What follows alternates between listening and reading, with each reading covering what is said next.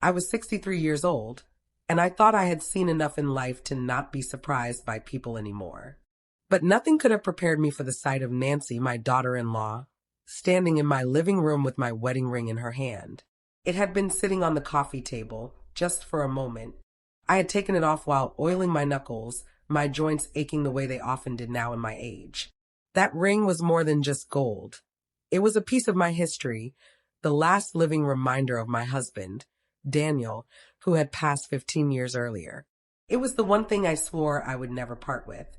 Nancy's eyes flicked to it, and before I even realized what she was doing, she snatched it up, her movements sharp, almost greedy.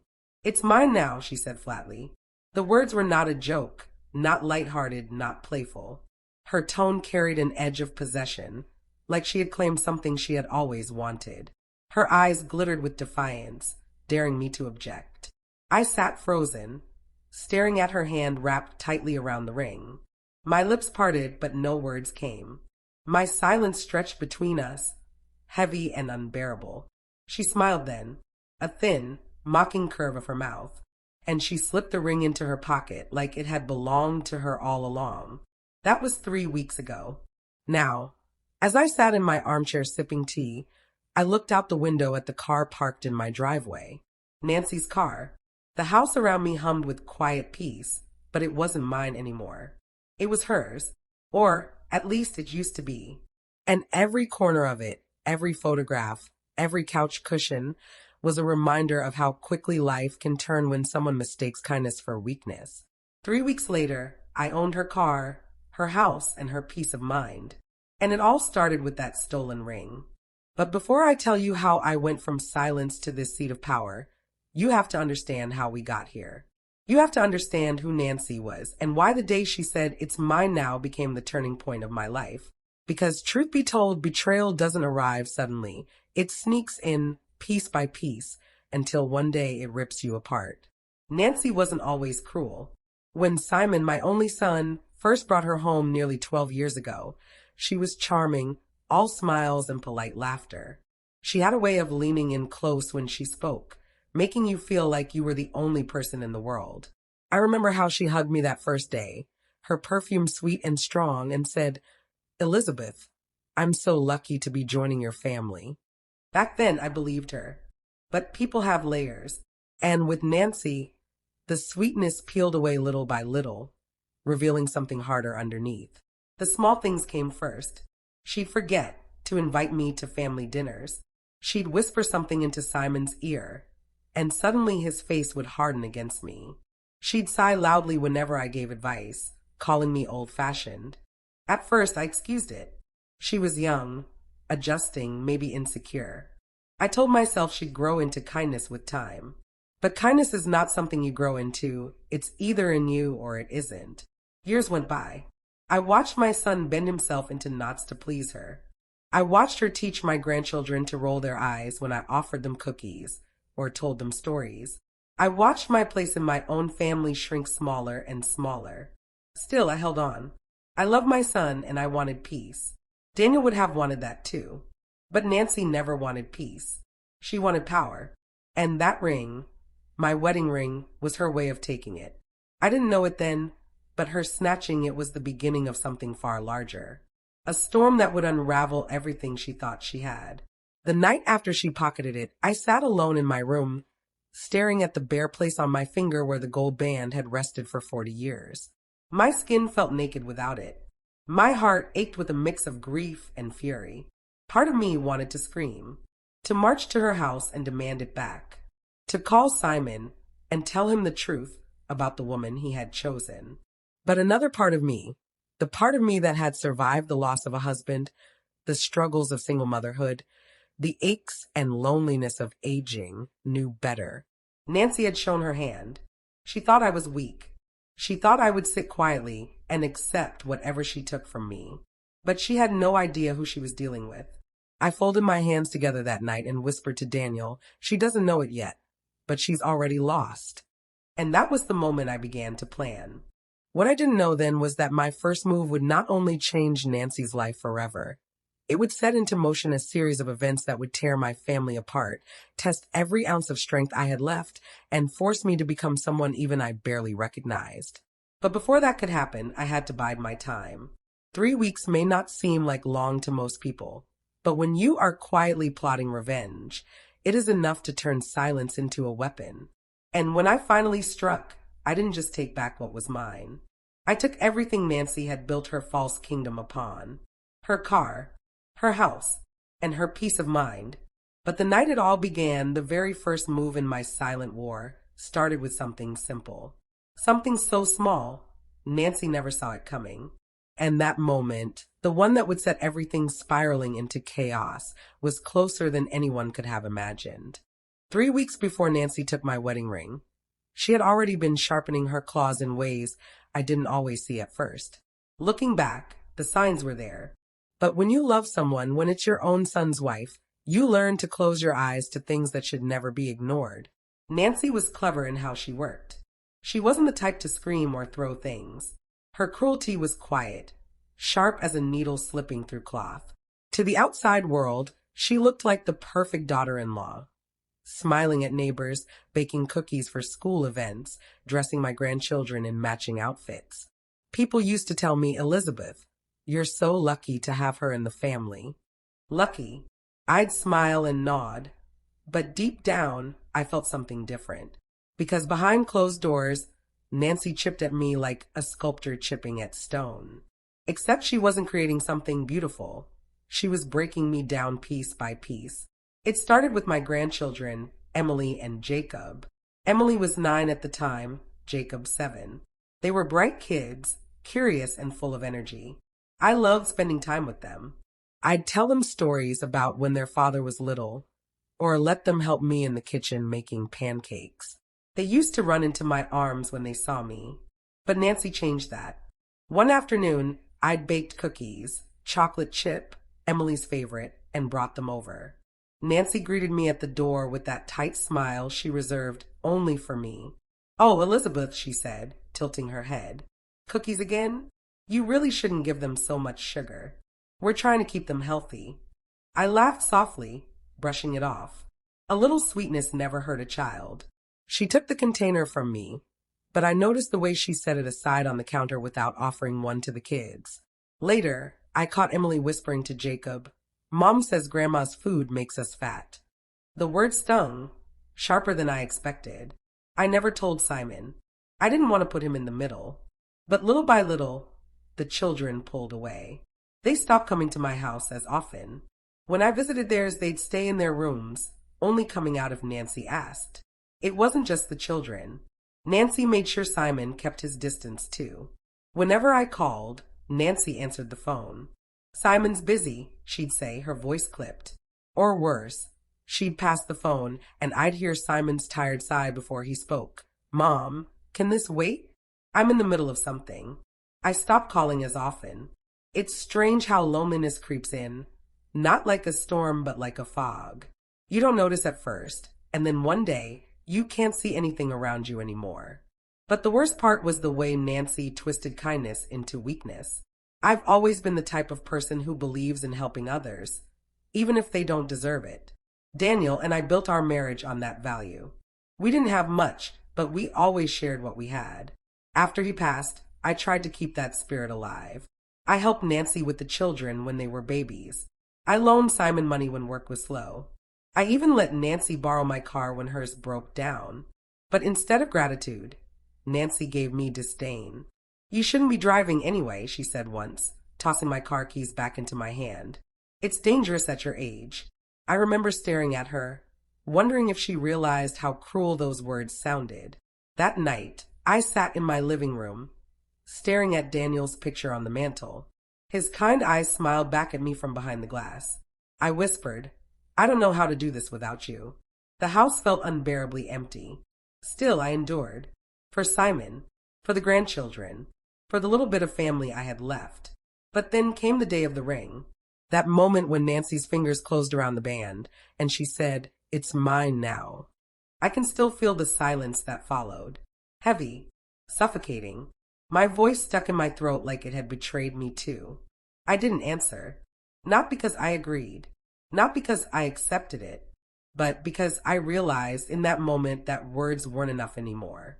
Nancy thought my silence meant defeat. She thought she had won. But in truth, silence is sometimes the loudest weapon you can wield. That night, I lay awake in bed, replaying the scene over and over. My chest burned with anger, but underneath it was something colder, sharper, resolve. If Nancy wanted a war, she was going to get one.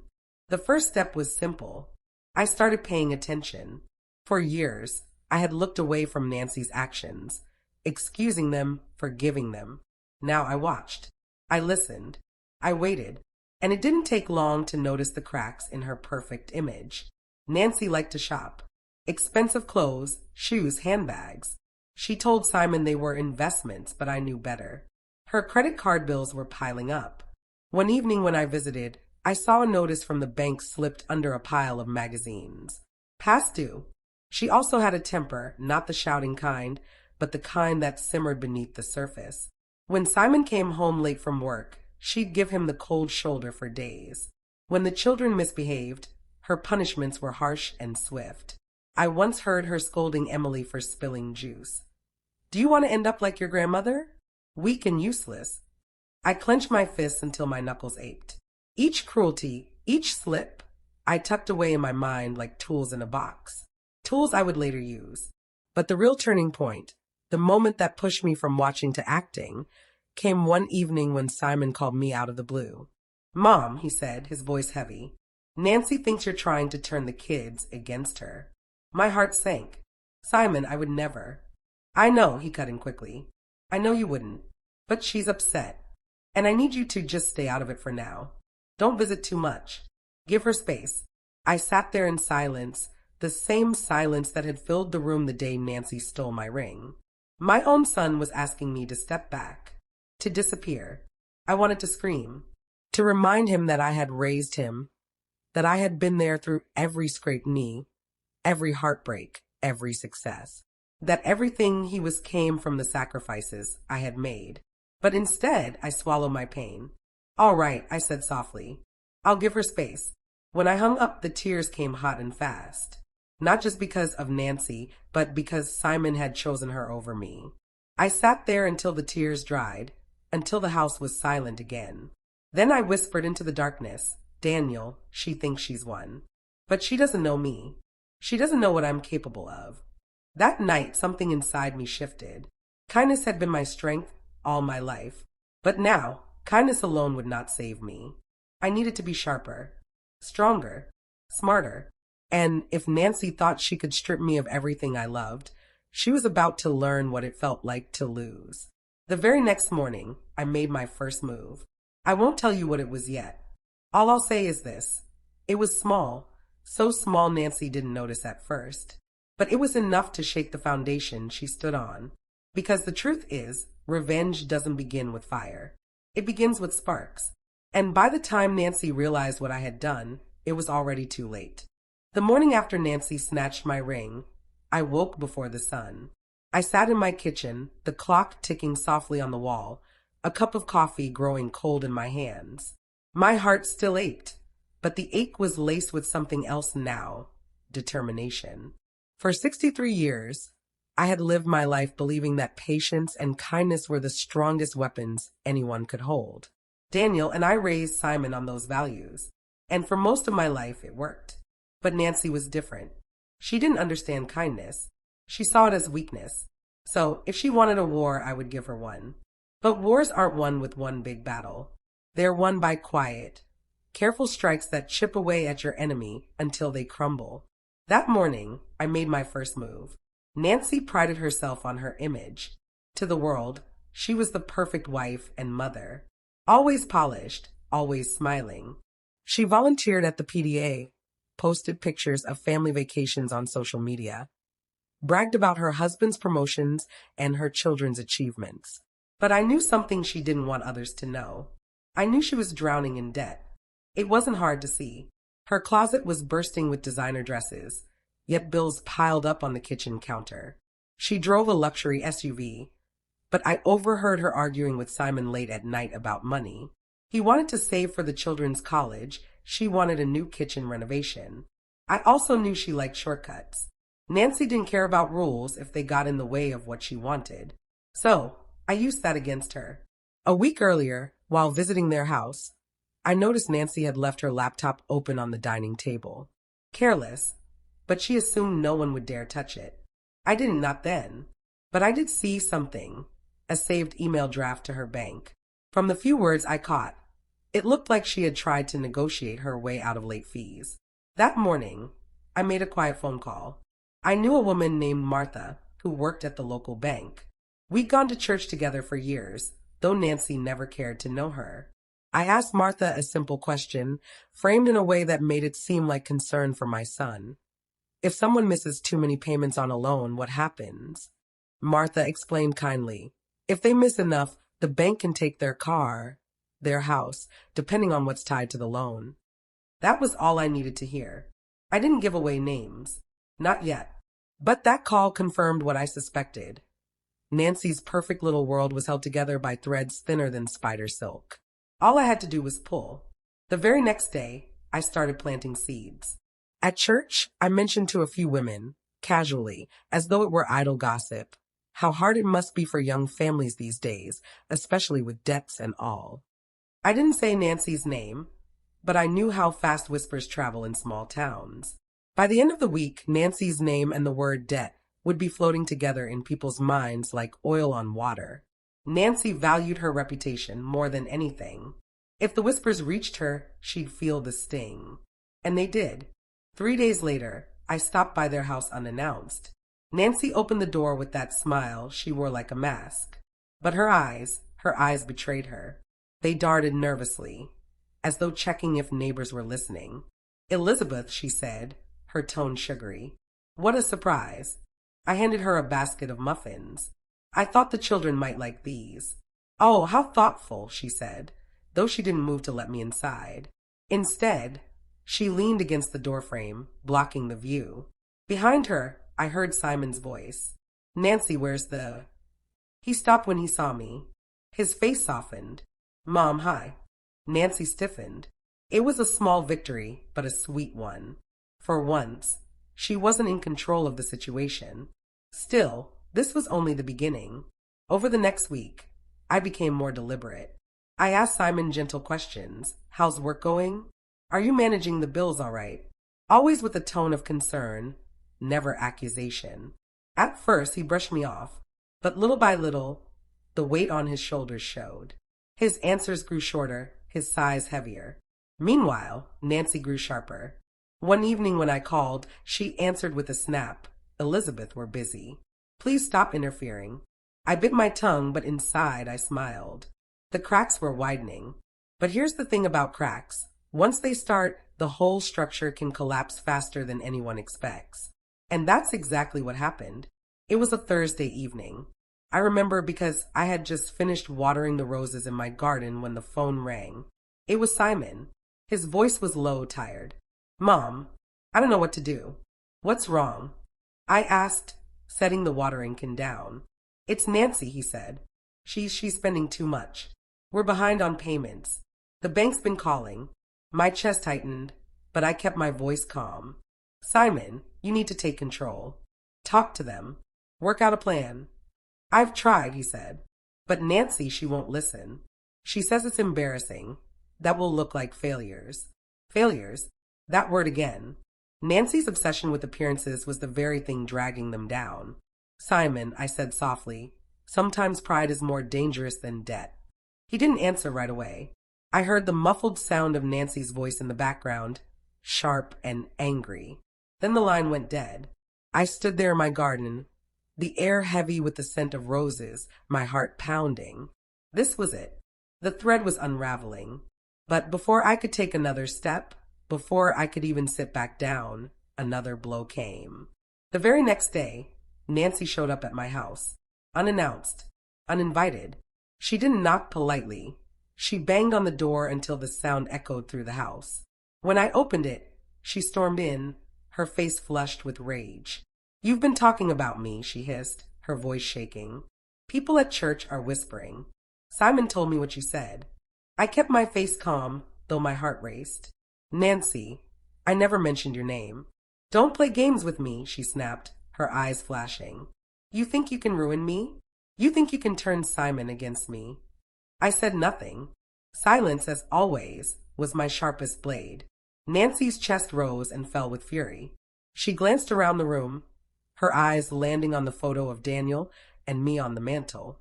Slowly, deliberately, she walked over, picked it up, and turned it face down. You should have stayed in your place, she spat. Then she left, slamming the door behind her so hard the windows rattled. I stood there, staring at the picture of Daniel lying face down on the mantel. My hands trembled, not with fear, but with a cold, steady anger. Nancy had declared war, and she had just made her first mistake. Because now, I wasn't just going to shake her world. I was going to take it from her piece by piece, starting with something she never imagined she could lose. I didn't sleep that night. I lay in bed, staring at the ceiling, listening to the faint ticking of the old clock on my nightstand. Nancy's words replayed in my head, sharp as knives. You should have stayed in your place. What place was that supposed to be? Silent? Invisible?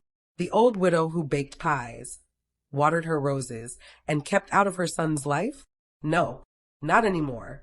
Nancy wanted to draw lines in the sand. Fine. But she had underestimated me. I had lived through 6 decades of hardship, sacrifice, and love. I had buried a husband, raised a son, worked double shifts when money was tight, and survived the loss of friends and family. Nancy thought she was clever because she was young and pretty, but she had never been tested. Now she would be. I woke early, made myself strong coffee, and sat down at the kitchen table with a notebook and pen. I wrote a single word at the top of the page: plan. If Nancy wanted war, then I needed a strategy. I didn't want to destroy her in one blow. That would make her fight harder. No, I needed to break her slowly, in ways she wouldn't expect, until she collapsed under the weight of her own arrogance. The first thing I needed was information. I knew she and Simon were in debt, but I didn't know how deep. So I started small. I visited the local hardware store, where Simon often bought supplies for little house projects. The owner, Mr. Green, had known me for years. Elizabeth, he greeted warmly when I walked in. What brings you by? Oh, I just needed a few gardening tools, I said, picking up a small hand trowel. Tell me, do you still see Simon around here much?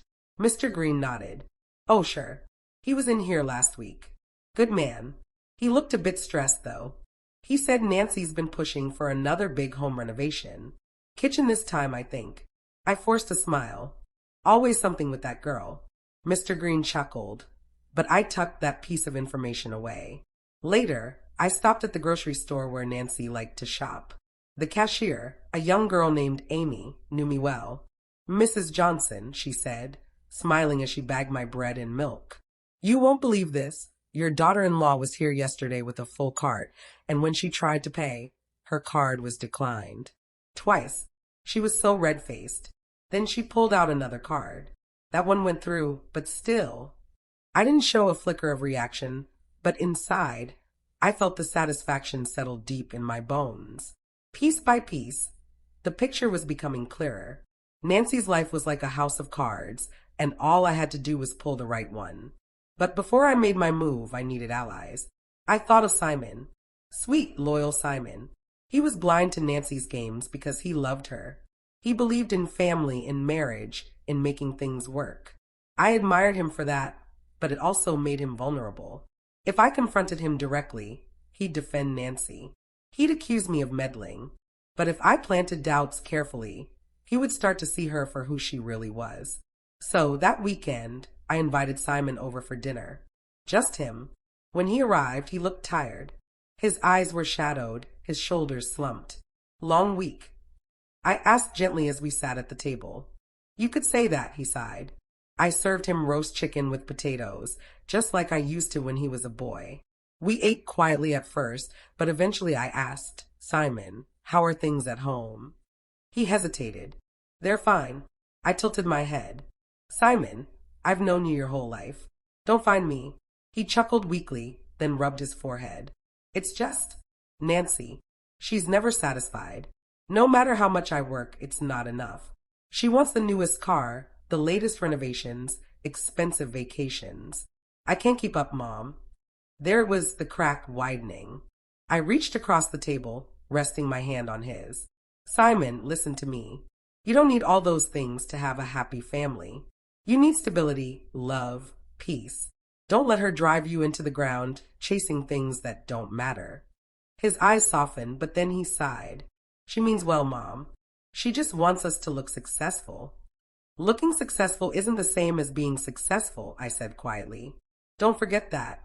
That night, as Simon left, I could see the conflict in his eyes. He wasn't ready to turn against her yet, but the seed was planted. Now it was time to water it. The next day, I attended church as usual. Nancy wasn't there. She had skipped for the third week in a row. People noticed, and when people notice, they talk. At the after-service coffee hour, Mrs. Peterson leaned in and whispered, Elizabeth, is everything all right with your daughter-in-law? She hasn't been around much. I sighed softly, giving the impression of reluctance. Well, you know how young people are these days, busy with appearances. That one word, appearances, was enough to set tongues wagging. By the end of the morning, I had overheard at least 3 conversations linking Nancy's name with rumors about money and pride. It wasn't malicious gossip. I wasn't lying. I was simply guiding the truth into the light. But Nancy felt it. Oh, she felt it. The following Friday, she showed up at church, dressed in her finest designer dress, makeup flawless, smile plastered on her face. She shook hands, hugged people, laughed louder than anyone else. But beneath the gloss, I saw it. The panic in her eyes, the desperation in her laugh. That was the moment I knew I had her cornered. But I wasn't done. I decided to strike harder. One evening, I invited Martha, the bank clerk, over for tea. I asked her, ever so casually, about home loans. Martha was discreet, but I knew how to ask the right questions without crossing a line.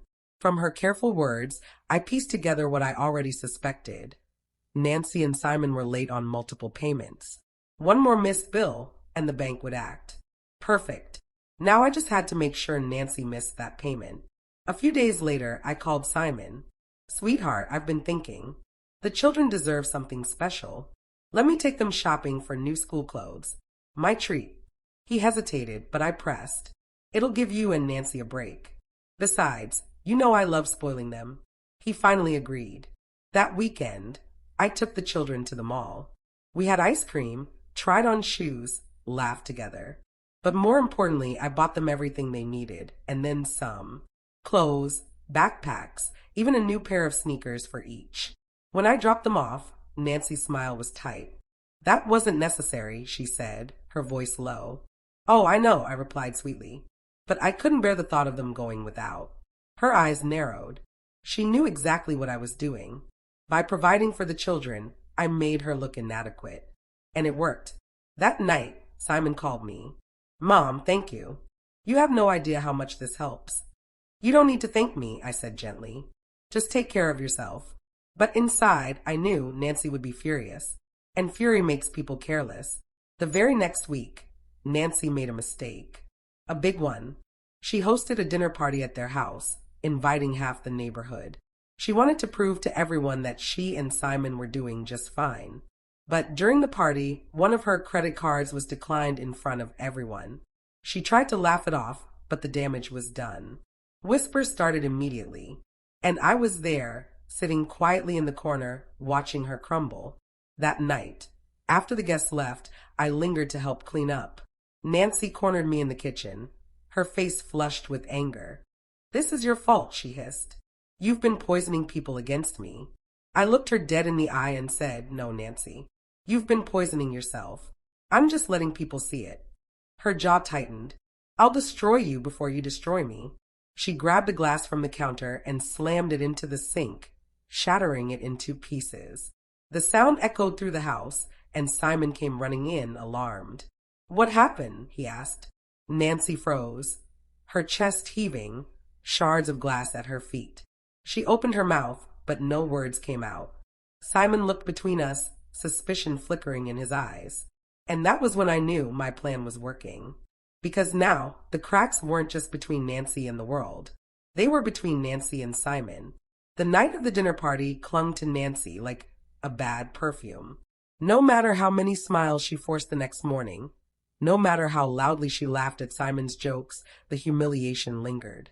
People remembered, and Simon remembered too. I could see it in his eyes when he stopped by my house the following Sunday. He sat at the table with a cup of coffee, staring into it as though the dark liquid might give him answers. "Mom," he said finally, "I don't know what to do with Nancy anymore." I leaned back in my chair, careful not to sound eager. "What's troubling you, Simon?" He rubbed his forehead. "She's reckless. I work extra hours, I do everything I can, and still, she's spending like money grows on trees. I told her we need to be careful, but she doesn't listen. She just gets angry." I stayed quiet, letting him fill the silence. That's the thing with people. You don't need to push them too hard. If you just listen, they'll reveal everything. Simon's voice dropped lower. "Last night, after everyone left, she broke a glass. She said she'd destroy you." He looked at me then, troubled as though searching for reassurance. I placed my hand on his. "Simon, marriages are tested in hard times. But anger and threats, those aren't signs of love. Those are signs of fear. And you deserve better than fear." He swallowed hard, then nodded slowly. I don't know how to reach her." I didn't answer, because I didn't want him to reach her. I wanted him to see her for who she truly was. And he was almost there. That week, whispers about Nancy's dinner party spread through town like wildfire. People are kind, but they are also curious, and nothing draws curiosity faster than a public embarrassment.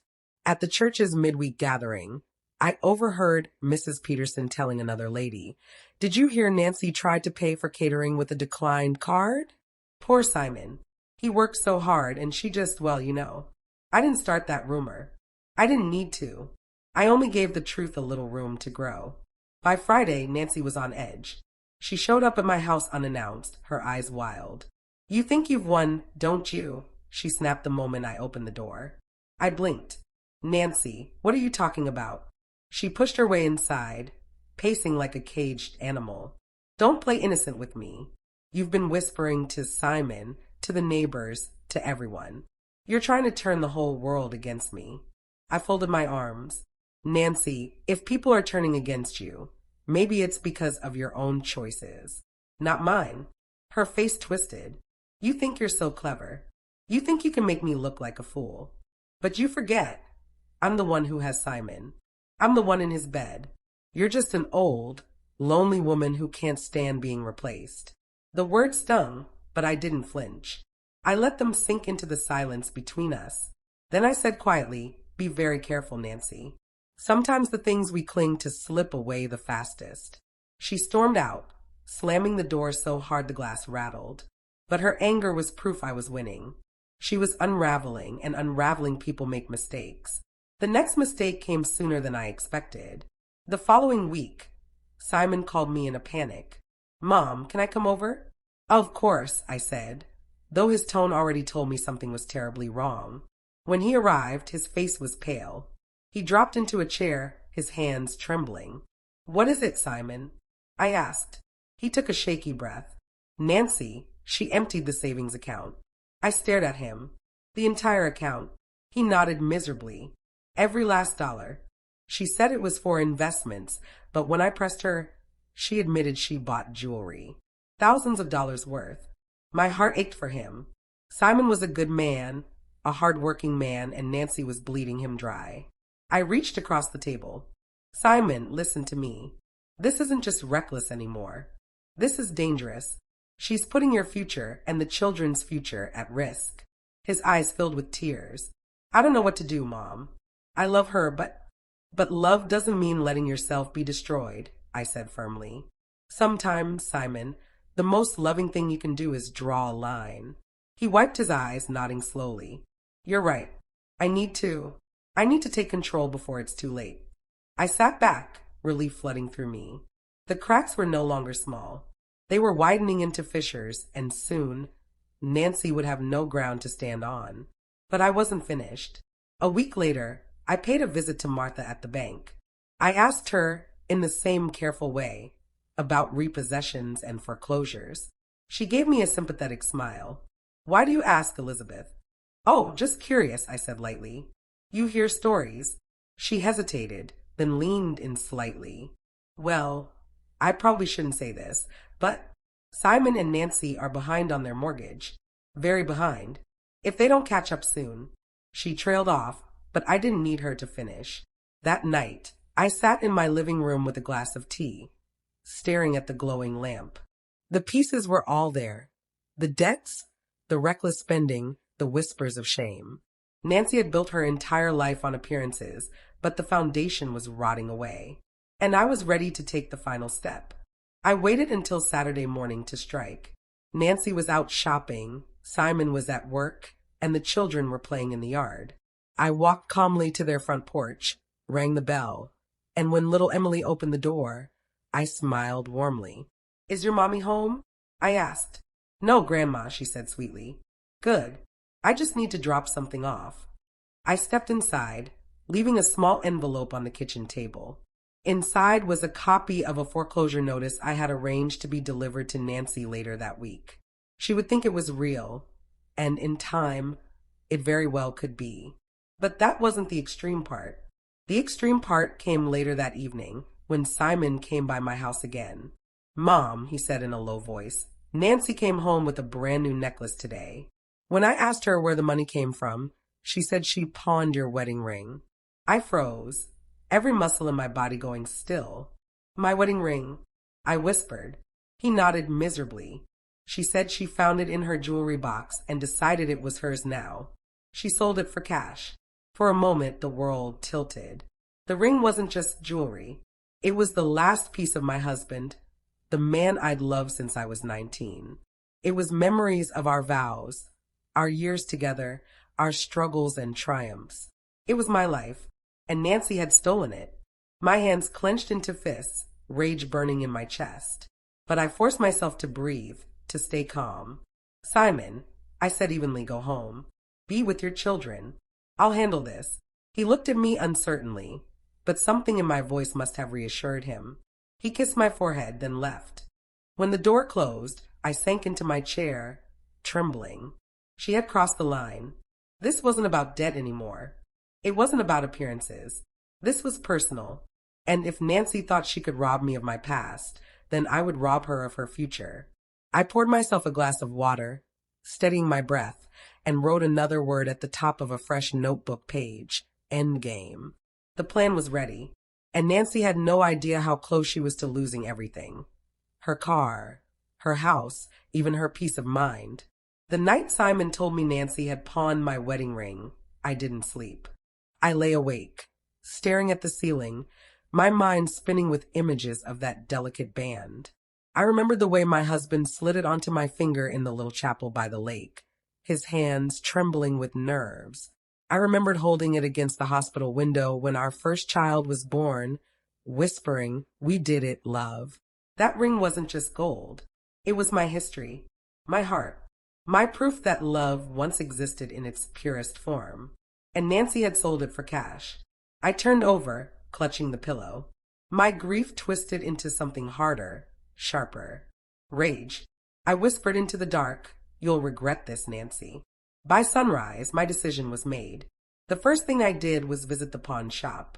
It wasn't far, just a small store on the edge of town where people went when desperation outweighed pride. The man behind the counter was balding with watery blue eyes. "Can I help you, ma'am?" "Yes," I said, sliding a photo of the ring across the counter. "I believe this was brought in recently. I'd like to buy it back." He studied the photo, then nodded slowly.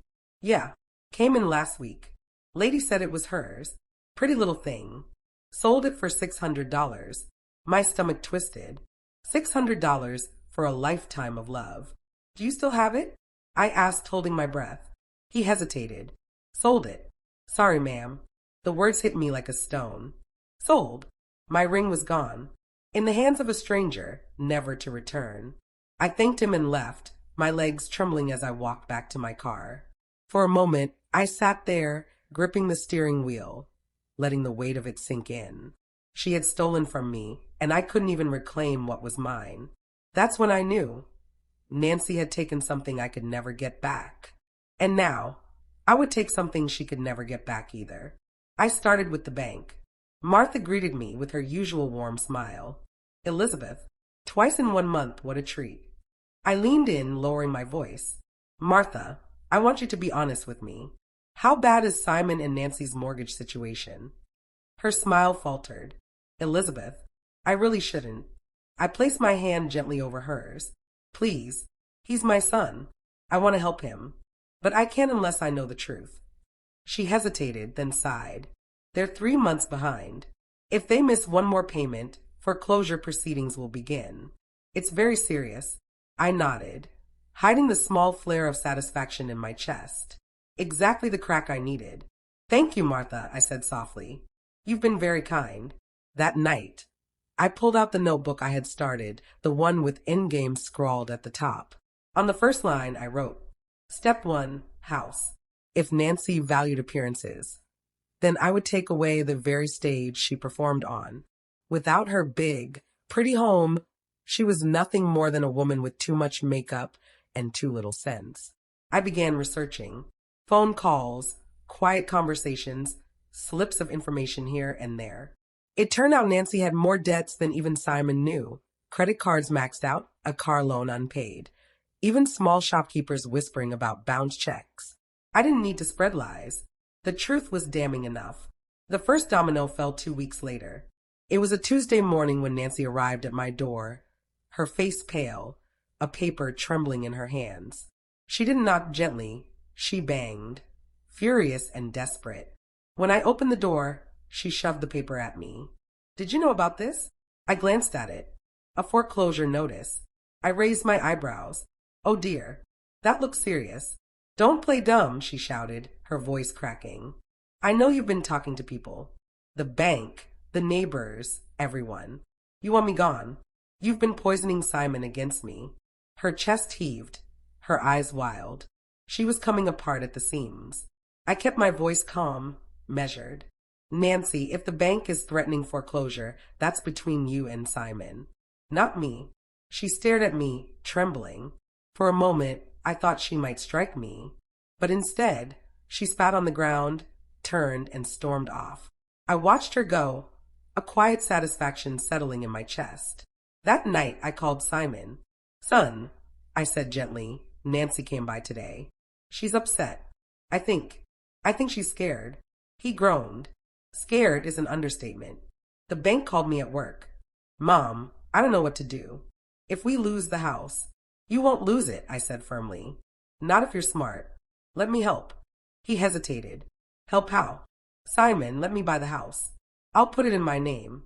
You and the children can stay, and I'll make sure there's a roof over your heads. That way, no matter what Nancy does, your family is safe. He was silent for a long moment. Then he whispered, You'd really do that for me? Of course, I said. You're my son. By the end of the week, the paperwork was in motion. I used money my husband and I had saved over decades, money Nancy never even knew existed. Within days, the house that had once been Nancy's pride and joy was mine. And Nancy didn't know. Not yet. The look on her face when she found out would be worth every penny. But I wasn't finished. Step 2, car. Nancy's car was her trophy. A shiny black SUV she drove like it was her crown, honking at pedestrians, rolling her eyes at stoplights. But like the house, it wasn't truly hers. The loan was unpaid, and the dealership was already restless. A quiet conversation with the right person, a gentle nudge, and the repossession was scheduled. I didn't need to be there when they came for it, but I was. It was a crisp Thursday morning when the tow truck pulled up outside their house. I watched from across the street, hidden behind a neighbor's hedge, as the man hooked the SUV onto the truck. Nancy burst out the front door in her robe, screaming, You can't take my car. That's mine. That's mine. The man ignored her, climbing into the truck. Simon came out too, his face red with embarrassment. He tried to calm her, but she shoved him away, wailing as the truck drove off with her precious vehicle. Her crown was gone. I turned and walked away, a quiet smile tugging at my lips. That evening, I wrote 2 more words in my notebook. Step 3, mind. I had her house. I had her car. The only thing left was her peace of mind. And I knew exactly how to take it. It started small. Anonymous letters slipped into her mailbox, reminders of debts, whispers of betrayal, hints that someone was always watching. Then, late-night phone calls that hung up the moment she answered. Lights flickering. Neighbors accidentally mentioning things they shouldn't know. Nancy began to fray at the edges. She stopped sleeping. She snapped at the children. She looked over her shoulder every time she walked down the street. She was unraveling, thread by thread, and I was pulling every stitch. But the moment that sealed it came one stormy Friday evening. I was sitting at home when my phone rang. Simon's voice was panicked. "Mom, please, you have to come. Nancy's lost it." I hurried over, the rain pounding on the roof of my car. When I arrived, the sight that greeted me was shocking even to me. Nancy was in the living room, screaming, clutching a broken picture frame. Her hand was bleeding, shards of glass glittering on the carpet. The children were crying, huddled in the corner. "She's gone crazy," Simon cried. "She thinks someone's after her. She keeps saying everyone's watching her, that she's cursed." I stepped forward, my voice calm and steady. "Nancy, look at me." Her wild eyes snapped to mine. "This is your fault," she hissed. "You did this to me. You're trying to destroy me." I didn't deny it. I only looked at her with quiet pity. And for the first time, I saw it, the moment she realized she had already lost. I left that night with Simon begging me to take the children for the weekend. Nancy was too unstable, he said. She needed help. I agreed, hugging my grandchildren tightly as they clung to me. As I drove away, their little faces pressed against the window, I whispered to myself, "It's almost over." Nancy had taken my ring, my memories, my love. Now, I had taken everything that made her feel whole. Her house, her car, her peace of mind, and she hadn't even seen the final blow yet. The morning after I took the children home with me, my house felt different. Their laughter echoed through the halls, their toys cluttered the floor, their small voices filled the silence that had hung heavy since my husband passed. For the first time in years, the house felt alive again. I cooked pancakes, pouring syrup into little smiley faces. The children giggled, and I thought, this is how it should be. This is family. This is love. Nancy didn't deserve them. By Sunday evening, Simon came to pick them up. His eyes were hollow, his voice tired. "Mom," he said, running a hand through his hair, "I don't know what to do. She won't eat, she won't sleep. She just paces the house muttering that someone's watching her. I tried to talk to her, but she screamed at me, said I was plotting with you." I tilted my head sympathetically. "Oh, Simon, I think Nancy needs professional help." He frowned. "Like a doctor?" "Like a doctor who specializes in people who've lost control." He winced, shaking his head.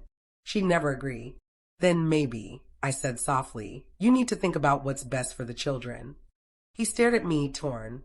His loyalty was fraying, thread by thread. Nancy had pushed too far, and now she was reaping the consequences. That night, I sat with my notebook, the fire crackling beside me. I added a new line. Step 4, children.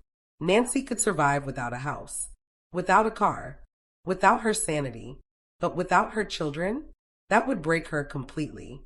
The unraveling accelerated over the next week. I didn't even need to do much anymore. Nancy's mind was already collapsing under the weight of paranoia. I only had to nudge here and there. A neighbor accidentally mentioned how strange it was that her bills were piling up. An anonymous letter arrived, claiming Simon had been seen with another woman. A shadowy figure, just a boy I'd paid $20, followed her home one evening.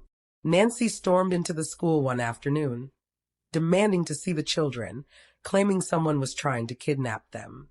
The teachers called Simon, embarrassed and concerned. "She's losing it," Simon muttered to me that night, slumping on my sofa. "The school said if she shows up like that again, they'll call social services." I laid a hand on his arm. "Simon, you can't let her drag the children down with her." His eyes met mine, full of pain. "What choice do I have?" "You have me," I said simply. The breaking point came on a Wednesday evening. I was reading when the phone rang. Simon's voice was frantic. Mom, please come now. Nancy's, she's out of control. I didn't ask questions.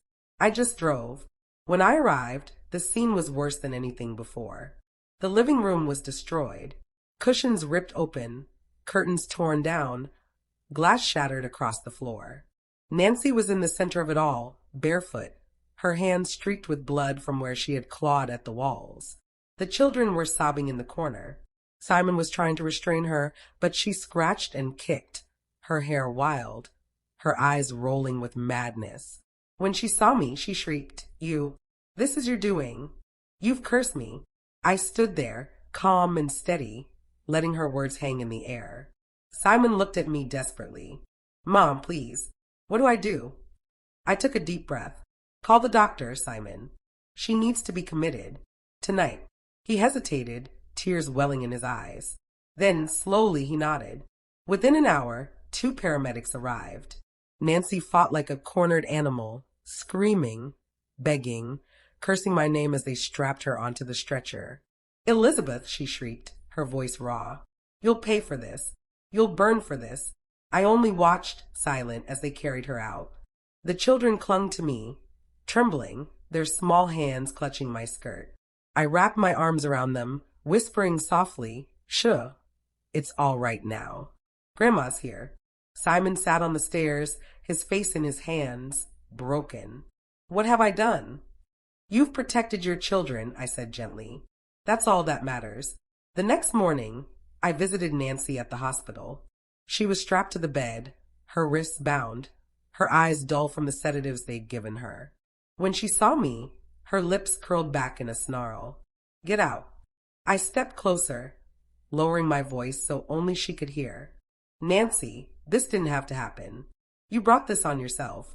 Her eyes burned into mine, full of hatred. I know what you're doing. I know you've turned him against me. But he'll see. He'll realize. He's mine, not yours.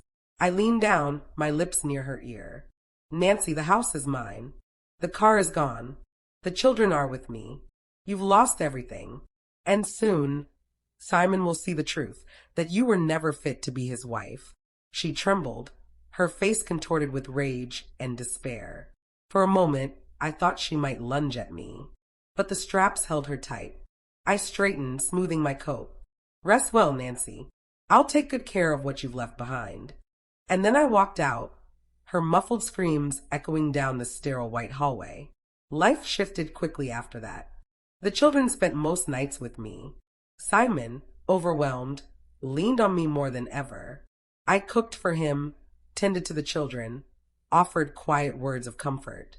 At the bank, Martha raised her eyebrows when I came in to finalize the house paperwork. Elizabeth, I have to say you move quickly. I smiled. When family is at stake, you can't waste time. Nancy's absence was like a weight lifted from everyone else's shoulders. The house grew peaceful again. The children laughed more. Simon even smiled, though the guilt lingered in his eyes. But Nancy wasn't finished. 2 weeks later, she called. Her voice was hoarse, broken. Elizabeth, please, don't take them from me. I said nothing. Simon's all I have, she whispered. The children, they're my life. Please don't do this. For a brief moment, I almost pitied her. Almost. But then I remembered my ring. My wedding band, sold like trash. I remembered the humiliation of being shoved aside, the loneliness of those first nights after they threw me out. So I said softly, goodbye, Nancy, and I hung up. The extreme event came soon after. It was a stormy Saturday night when Simon appeared at my door, his face pale. Mom, he whispered. Nancy escaped. My heart skipped. Escaped? They said she slipped out during visiting hours. She hasn't been seen since. They think she might come here. The storm raged outside, thunder cracking, lightning flashing across the sky. The children huddled in the living room, frightened. And then, bang, a loud crash from the back of the house. Simon and I froze. Another crash. A window shattering. Nancy was here. Simon grabbed a fireplace poker, his hands trembling. I pulled the children close, my pulse racing.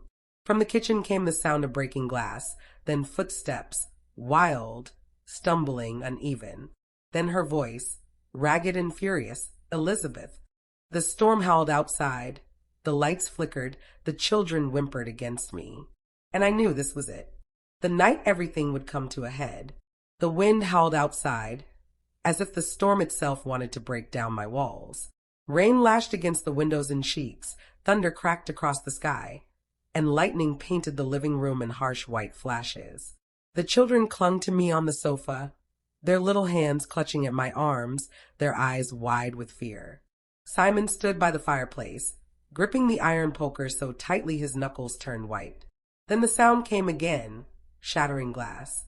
Nancy's voice tore through the night like a scream dragged out of hell. Elizabeth. Simon flinched. The children buried their faces against my dress. My heart thudded in my chest, steady but heavy. I stood slowly, untangling myself from the children. Stay here, I whispered to them. Don't move. Simon stepped forward. Mom, no, let me handle this. I shook my head. No, Simon. She came for me, and I'll face her. The kitchen door banged open with the force of a hurricane, slamming against the wall. There she was, Nancy. Her hair was soaked, plastered to her face.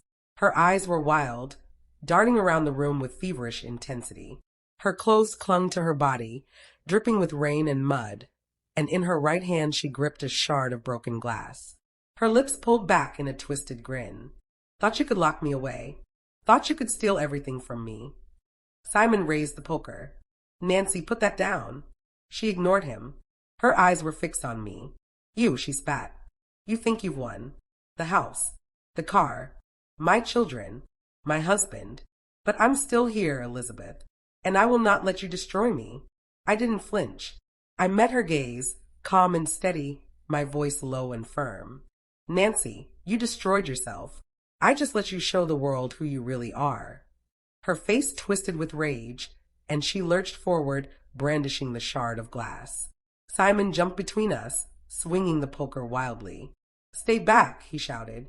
His voice cracked, torn between fury and terror. Move, Simon. Nancy shrieked. She's poisoned you. Can't you see? She wants you for herself, just like she took everything else. The children whimpered on the sofa, their cries piercing the air. My heart clenched for them, but I held my ground. This was the moment. Nancy had finally brought her madness into the open, and there would be no going back. Simon, I said, keeping my eyes locked on Nancy, listen to her. Listen to what she's saying. She doesn't sound like your wife. She sounds like a woman who's lost everything. Nancy screamed, lunging at me again. Simon swung the poker, the iron clanging against the shard of glass, knocking it from her hand. It clattered to the floor. She shrieked, a raw animal sound, and clawed at Simon instead. Her nails raked his cheek, drawing blood. He shoved her back, his chest heaving. Mom, he shouted. Take the kids. Get out. But I didn't move. I couldn't, not yet. Instead, I stepped closer, my voice cutting through the chaos. Nancy, look at me. She froze, her chest rising and falling, her eyes blazing with hatred. You've already lost, I said softly. And you know it.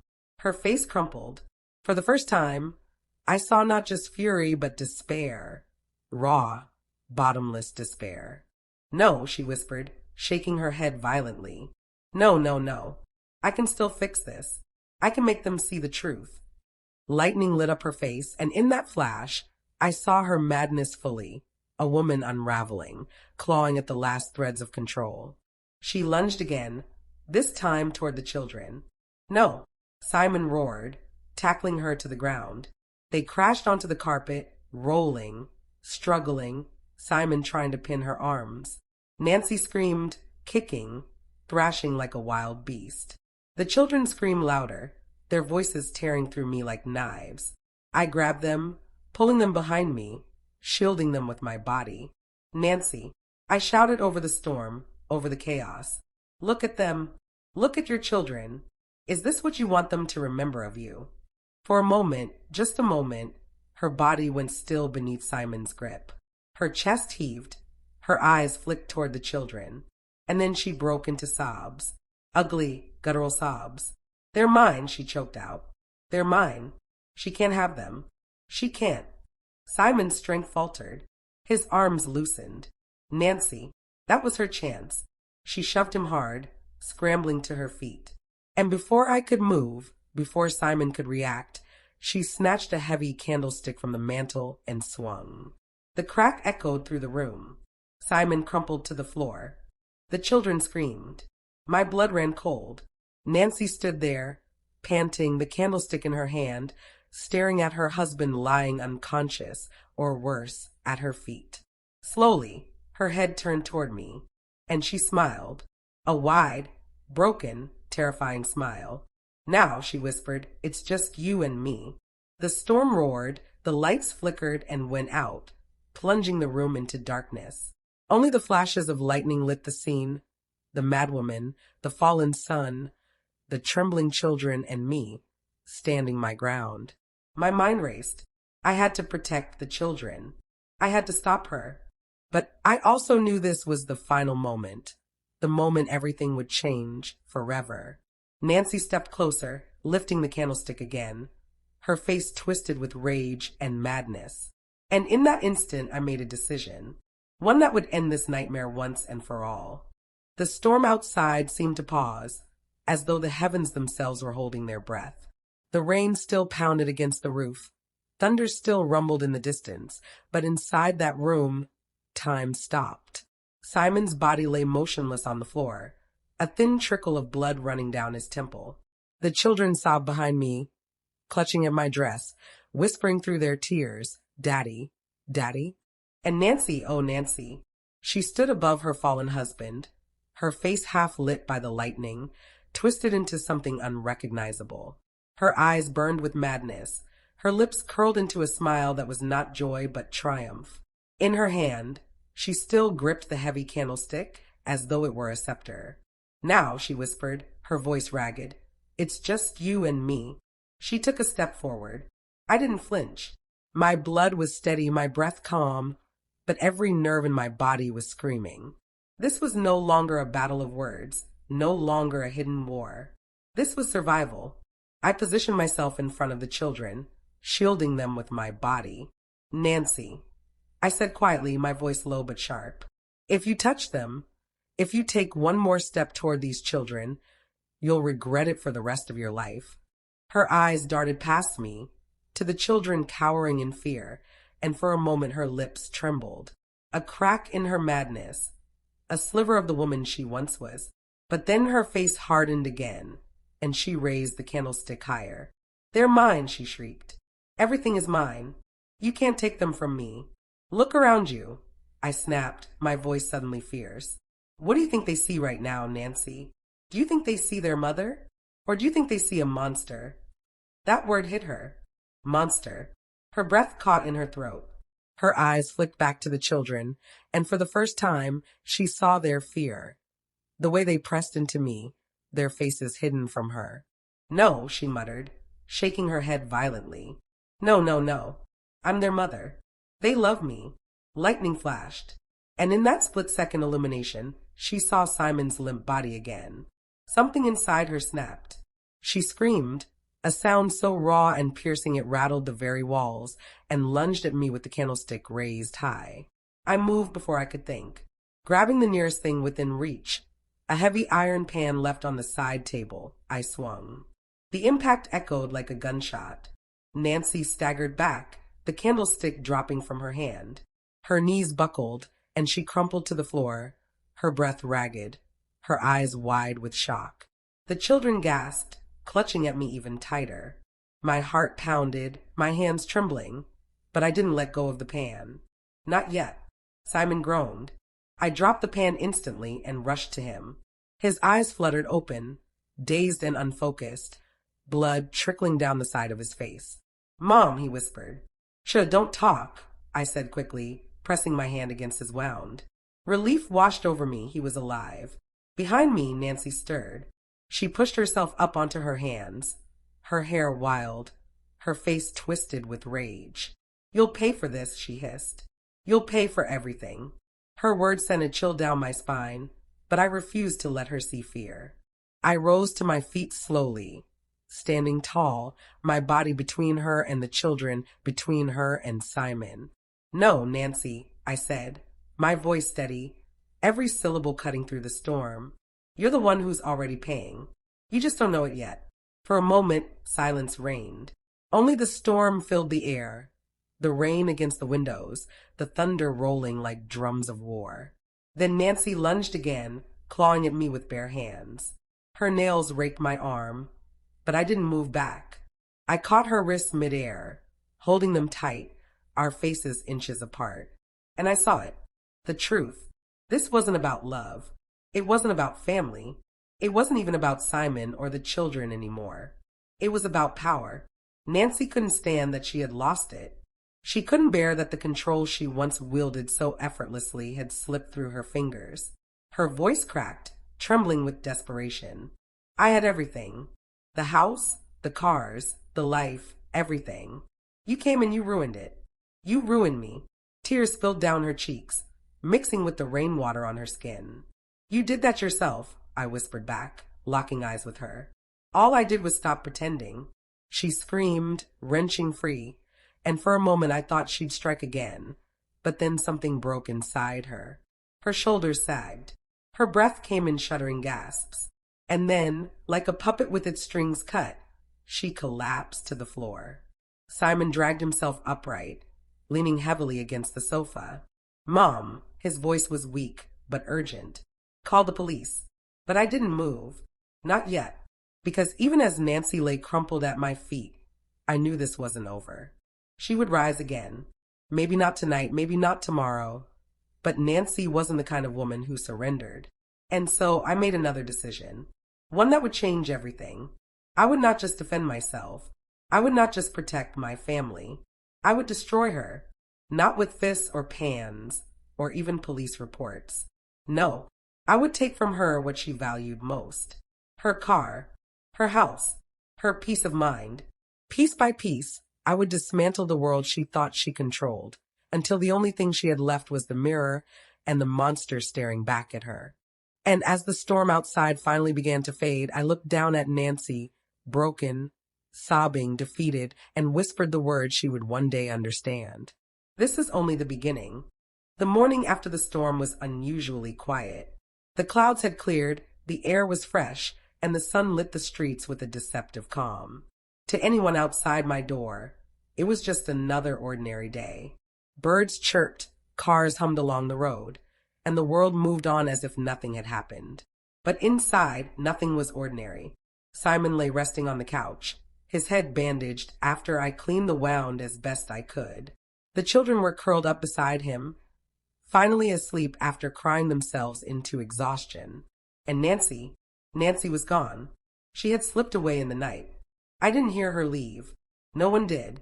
She must have walked barefoot down the gravel driveway, her pride bleeding more than her wounds, vanishing into the dark without a single word.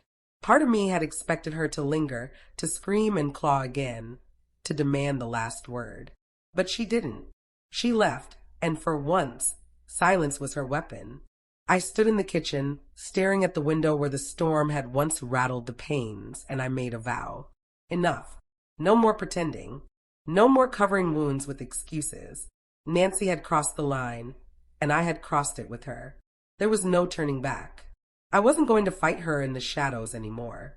I was going to strip her of everything she thought she owned.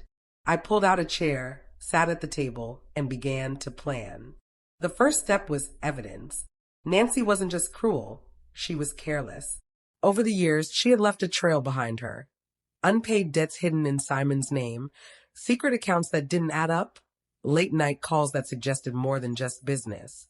I had kept quiet, pretending not to notice. But I had noticed every detail, and I had written them down. I opened the old wooden box I kept tucked away in my sewing cabinet. Inside were years of notes, receipts, photos, and printed emails. At the time, it had felt like paranoia, like I was only hurting myself by collecting the proof of her betrayal. But now those papers were my weapons. I spread them across the table, page by page, watching the picture of her unravel. There were receipts for luxury handbags when she had told Simon she couldn't afford groceries. Bank withdrawals in the middle of the night, far away from town. A photo I had taken years ago, her leaning too close to a man at a bar when she said she was at book club. It wasn't just betrayal. It was destruction. And it was all documented. Simon stirred awake that morning, his voice hoarse, his hand weakly reaching for me. "Mom, what are you doing?" I looked at him, my son who had always been too kind for his own good. His eyes were tired, his spirit worn down, but there was still softness in him, a piece of the little boy I once carried on my hip. "Saving you," I said simply. He blinked at the papers spread across the table, confusion clouding his face. "This isn't... Mom, I don't want to destroy her. She's still..." I cut him off gently. "She's not your wife anymore, Simon. She's a poison, and poison has only one cure." He fell silent. Deep down, he knew. He had always known, but love had blinded him. I couldn't blame him for that. Love had blinded me once too. But now I saw clearly, and I wasn't about to let my son sink further into her trap. By the end of that week, I had spoken to a lawyer. His name was David Campbell, a sharp man in his early 50s with salt and pepper hair and a no-nonsense attitude. He had handled messy divorces before, but when I laid the evidence on his desk, his eyebrows shot up. "This is damning," he said, flipping through the stack. "Mrs. Miller, you could not only secure a clean divorce for your son, you could strip this woman of nearly everything she owns." "Not could," I corrected him softly. "Will." David leaned back in his chair, studying me. "Most mothers would want peace, not war." "Peace," I replied, "isn't given to people like us. It's taken. And Nancy took it from me the moment she laid hands on my son." He didn't argue. Instead, he outlined the plan: file for divorce on Simon's behalf, leverage the evidence for full custody of the children, and expose Nancy's financial recklessness to seize the house and assets. It would be long, messy, and vicious, but with the papers I had, we had the upper hand. I signed the first forms that day. It felt like fire in my veins. For the first time in years, I wasn't reacting to Nancy. I wasn't cleaning up her chaos or begging her to be better. I was setting the trap. Nancy didn't go quietly. 3 days after she vanished, she appeared again, this time in a shiny red car she hadn't owned before. She pulled into the driveway like a queen returning to her throne, her sunglasses hiding her eyes, her lips painted blood red. The children saw her from the window and froze. Simon sat up straighter, wincing from his injury. "What is she?" "I'll handle this," I said, already rising. When I stepped outside, the August heat hit me like a wall, but Nancy's smirk was colder than any storm. "Well," she said sweetly, stepping out of the car. "Looks like someone's been playing house in my absence." "This isn't your house," I said flatly. She laughed, tossing her hair. "Oh, Elizabeth, it's adorable that you think you can change that. You've always been jealous of me, haven't you? Always wanted Simon to yourself." The venom in her voice was familiar, but it no longer cut me. "Not after everything." "You've mistaken me," I said quietly, leaning closer so she could see the steel in my eyes. "I don't want Simon. I want justice." For the first time, her smile faltered. Just for a second. Then she pulled her sunglasses back down, hiding her expression. "We'll see about that." She turned and sauntered back into her car, slamming the door behind her. The engine roared, and she sped off down the road, leaving dust in her wake. I stood there, the sunlight hot against my face, and felt the power shift again. She thought she still had control. She thought her games would continue. But the papers were filed. The lawyers were ready. The evidence was waiting. And soon, very soon, the empire she had built on lies would crumble. The first court date came faster than expected. Nancy arrived dressed like she was attending a gala, pearls around her neck, her hair done up in soft curls, her lips smiling sweetly at the judge. She put on a performance, dabbing at fake tears as she painted herself as the victim, claiming Simon had abandoned her, that I had manipulated her marriage, that I had always despised her. But when David laid the receipts on the table, her smile cracked. When the judge read the bank records, her tears dried. And when the photo was shown, her lips far too close to another man's cheek, her face drained of color. I watched her crumble, piece by piece, in that courtroom. It wasn't victory yet. No, but it was the beginning. And as the judge set another date for custody hearings, I glanced at Nancy across the room. Her hands trembled, her eyes darted to the children sitting quietly beside Simon, and I knew. Her peace of mind was slipping away. That night, after the long hours in court, I tucked the children into bed myself. They clung to me, whispering, "Grandma, don't let Mommy take us away." I kissed their foreheads, smoothing their hair back, and whispered, "She won't." But even as I comforted them, a knock rattled against the door. A hard, urgent knock. I froze, every muscle in my body tightening. Simon stirred awake on the couch, glancing at me in alarm. The knock came again, louder this time. And then a voice. Hers. "I know what you're doing, Elizabeth. Open this door. Now." The knock shook the door so hard that the frame rattled. Nancy's voice cut through the night like glass against stone. "Elizabeth, I said open this door." The children stirred in their beds upstairs, frightened whispers trickling down the stairwell. Simon struggled to his feet, but I pressed a firm hand to his shoulder. His wound hadn't healed enough for him to fight another battle, not this one. "No," I whispered. "Stay with the kids. This is my fight now." His eyes searched mine, fear warring with trust, but finally he nodded. I stepped toward the door. My heart thudded heavily, but my hands were steady as I gripped the knob. I didn't open it right away.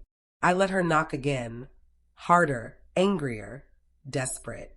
"Elizabeth, you think you can ruin me? You think you can turn Simon against me? Turn my kids against me?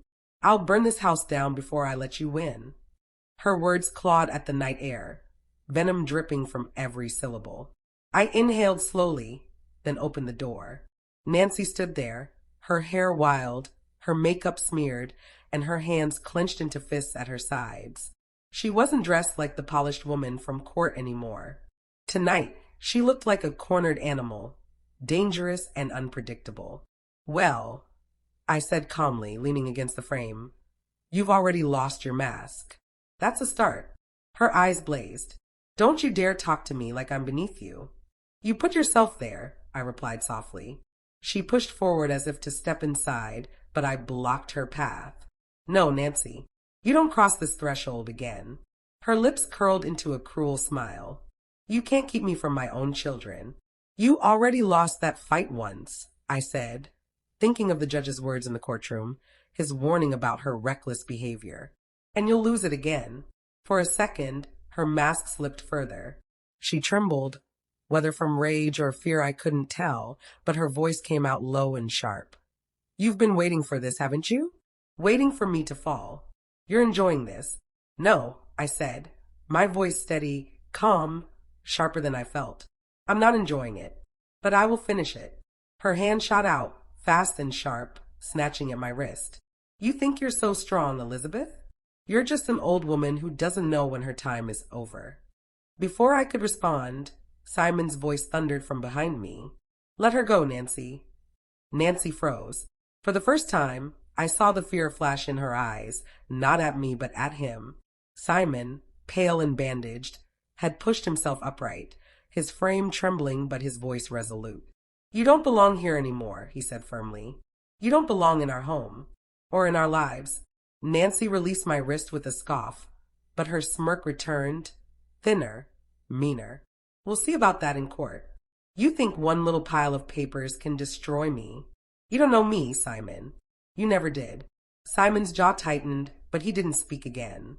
Nancy leaned close to me, her breath hot against my ear. "You're playing with fire, old woman, and fire burns." Then she turned and stormed down the steps, her heels clattering against the wood until the sound faded into the night. The silence she left behind was heavy, pressing against the walls of the house like a weight. Simon sank back down onto the couch, his hand trembling slightly. "Mom, what if she really does something? What if she—" I cut him off gently, kneeling beside him. "Then we'll be ready. I've lived too many years letting her chaos rule this house. That ends tonight." But I underestimated Nancy. It wasn't the last knock at my door. 2 nights later, it wasn't her voice I heard. It was the sound of shattering glass. The children screamed upstairs, and I shot up from bed, my heart racing. Simon stumbled from his room, still weak but alert, his face pale. "What was that?" he hissed. Before I could answer, I heard it again, a crash in the kitchen. Someone had thrown a rock through the window. I rushed downstairs, my bare feet silent on the wood, and there it was, glass glittering across the floor, a brick lying in the middle of the kitchen tiles. Wrapped around it was a note. My hand shook as I picked it up. In scrawled, angry letters, the message read, "If you take everything from me, I'll take everything from you." Simon appeared beside me, his face tightening as he read it. "It's her," he said through clenched teeth. Of course it was her. Who else would it be? I tightened my grip on the note, the edges cutting into my palm. She's unraveling. That means she's losing. But even as I said it, I felt the tension building inside me. Nancy was slipping further into madness, and desperate people did desperate things. The police came that night. They filed a report, took the note, promised to look into it. But I could see it in their eyes. They weren't going to take Nancy seriously until she did something worse. And that terrified me. I spent the next few days reinforcing the house. I nailed plywood over the broken window, added extra locks to the doors, even pulled an old baseball bat from the closet and kept it under the bed. But the worst part wasn't the fear, it was the waiting. Every creak of the house at night made me stiffen. Every car that slowed near the driveway made my heart race. And then it happened. The extreme event I had feared most. It was late on a Thursday night. The children had finally fallen asleep. Simon was dozing on the couch, and I was sitting at the table with my papers again, mapping out the final steps of the case. The smell hit me first. Smoke, faint at first, then thicker, filling my lungs, burning my throat. I leapt to my feet, rushing to the window, and my heart nearly stopped. Flames danced across the edge of the yard, crawling toward the porch. A trail of gasoline gleamed in the moonlight, leading straight back to the road. And standing there at the end of it was Nancy, a gas can in one hand, a lighter in the other, her face illuminated by the fire, twisted in fury and triumph. She had finally snapped. "Mom!" Simon shouted from behind me, coughing from the smoke. "What's happening?" I didn't take my eyes off her. "She's burning us out." And then Nancy flicked the lighter. The flame caught. The trail lit up, and fire surged toward the house. The fire moved fast, faster than I thought possible. In seconds, the gasoline trail turned into a blazing snake, slithering toward the porch and spitting sparks into the night air. "Elizabeth." Simon's voice was raw, half choked by the smoke already curling into the living room. "Get the kids." I screamed, grabbing the nearest pitcher of water from the counter and hurling it at the base of the door. It hissed, steam rising, but it did nothing to slow the flames roaring closer. Simon staggered toward the stairs, clutching the banister with one hand, his body still too weak. His voice broke as he called out, "Ethan, Emma, wake up, get out of bed now." The children's frightened cries echoed down. My heart clenched. This wasn't just about me anymore. This wasn't just a war between Nancy and me. This was life or death. I bolted upstairs 2 steps at a time, lungs burning, eyes stinging. The smoke was thicker here, curling under the children's doors. I flung Ethan's door open. He was sitting on the bed, clutching his stuffed bear, wide-eyed. "Grandma, what's happening?" "No time, sweetheart," I said, scooping him into my arms. "Fire. We have to go." Emma's door creaked open across the hall, her little face pale, streaked with tears. "Grandma, come here, baby. Stay close." Her tiny hand slipped into mine, trembling. I pulled her close, heart pounding. By the time we reached the stairs, Simon was coughing so hard he could barely stand. His face was pale, his shirt already damp with sweat. "Out the back!" I shouted, adjusting Ethan against my hip. He nodded weakly, but I could see the fear in his eyes. He wasn't sure he could make it. The flames licked at the porch now, wood groaning, sparks flying into the air. The windows rattled with the heat, glass beginning to crack. I shoved open the back door, only to be met with more flames. The grass back here was already ablaze, the fire spreading fast across the yard. We were trapped. For one terrifying second, I froze. The children whimpered, their faces buried against me. Simon leaned against the wall, coughing violently, his legs threatening to buckle. Nancy's laughter echoed faintly from the road, a sound so cold, so sharp, it sliced straight through me. "You're going to burn," she called, her voice twisted with glee. I closed my eyes, forcing my breath steady. "No, not tonight. Not like this." I turned sharply to Simon. "We can't go out the back. We'll make for the side door, through the laundry room." He nodded, his steps faltering as he followed. We ran, the smoke curling thick around us, making it hard to see, hard to breathe. Every breath burned, every step felt heavier. The children cried softly, muffled against me. The laundry room door was jammed. I yanked at it with my free hand, kicking the bottom. Finally, with a splintering crack, it flew open. Cool night air rushed in, sweet relief. But the yard was half surrounded by flames now, cutting off the straight path to the road. "Follow me," I shouted, gripping Emma's hand tighter. I led them along the fence, skirting the edge of the flames, searching desperately for a gap. Simon stumbled, falling to one knee. "Mom," he wheezed, his face gray. I pulled him up with my free hand, my strength surprising even me. "Don't you quit on me now, Simon. Your kids need you." We pushed forward, the heat blistering, the roar of the fire deafening. And then I saw it. The old wooden gate at the far end of the fence. It was partially burned, hanging crooked, but it was open enough. A way out. I half dragged, half carried Simon toward it, Emma clinging to my skirt, Ethan still clutched tight against me. We burst through the gate, stumbling into the street. The air was clearer here, though the smoke still clung to us. I bent over, clutching the children, gasping for breath. Simon collapsed to the pavement, coughing violently. And there she was, Nancy, standing just a few feet away, her hair wild, her eyes glowing with the firelight. The empty gas can clatter to the ground at her feet. "You should have stayed in the house," she hissed. "You don't get to win, Elizabeth. Not this time." Her voice was ragged, frantic, on the edge of something darker than rage. I straightened slowly, placing Ethan and Emma behind me. My heart pounded, but my voice was steady. "You've already lost, Nancy. Look at you. Look what you've become." Her lips twisted into a sneer. "What I've become? I became this because of you. You took everything. My husband, my children, my life. Now I'll take yours." She pulled something from her coat pocket.